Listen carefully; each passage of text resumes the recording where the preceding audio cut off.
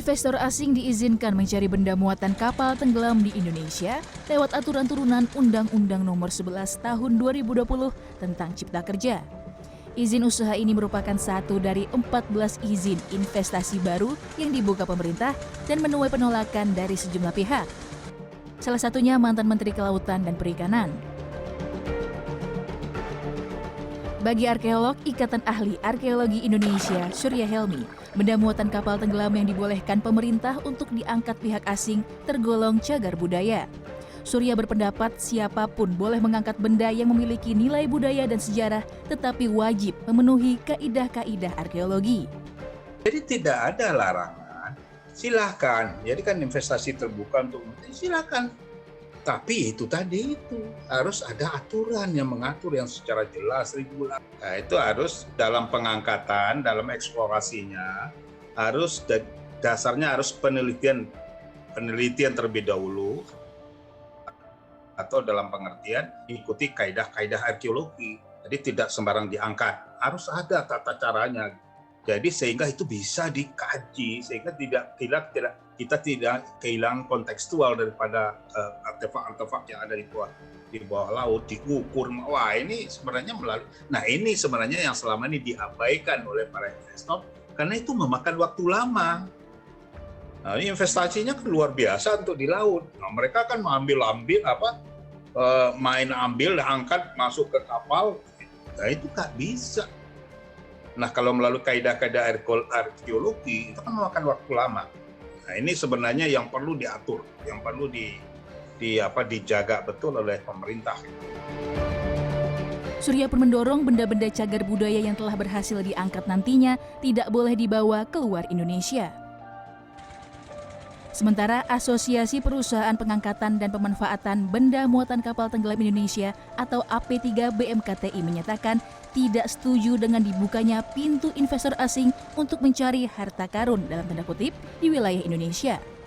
Sekjen AP3 BMKTI Haris Satrio mengatakan penolakan ini dikarenakan adanya potensi asing untuk membawa lari barang-barang muatan kapal tenggelam keluar Indonesia, di mana seharusnya bisa dikelola dan disimpan di dalam negeri.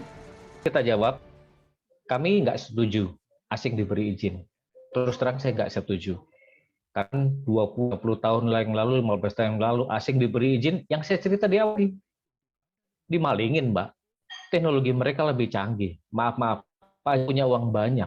Dia bisa membeli pengawas, dia bisa membeli pejabat. Kami nggak setuju, jujur nggak setuju kita. Untuk apa mesti dibawa asing dikasih modal? Ya. Jalan keluarnya gimana untuk menyelamatkan BMKT yang di laut yang katanya tersebar 400-an lebih, ya Pak ya. Itu kata survei dari BRKP, Badan Riset Kelautan Perikanan. AP3 BMKTI pun mencatat potensi nilai BMKT di Indonesia mencapai 12,7 miliar dolar Amerika atau lebih dari 181 triliun rupiah.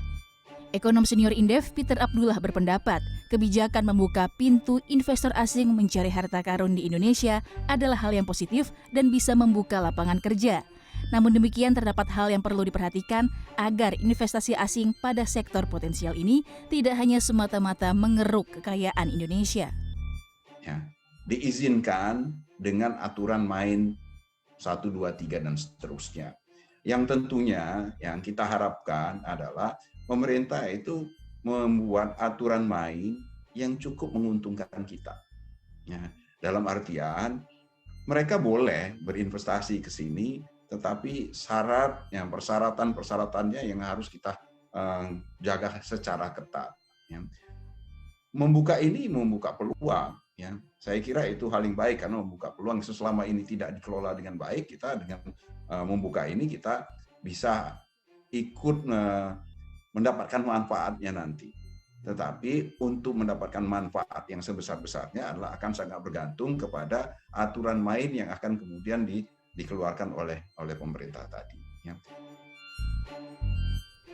Peter juga menambahkan perlu adanya skema kerjasama antara investor asing dan lokal dalam sektor pengangkatan barang muatan kapal tenggelam agar kegiatan usaha dapat terawasi dan adanya transfer ilmu serta teknologi industri ini. Menurut data Kementerian Kelautan dan Perikanan, terdapat 464 titik sebaran harta karun di wilayah Indonesia. antara lain di perairan Natuna, Kepulauan Riau, Laut Jawa, Sulawesi, hingga Halmahera. Inessa Ayuniza, Jakarta.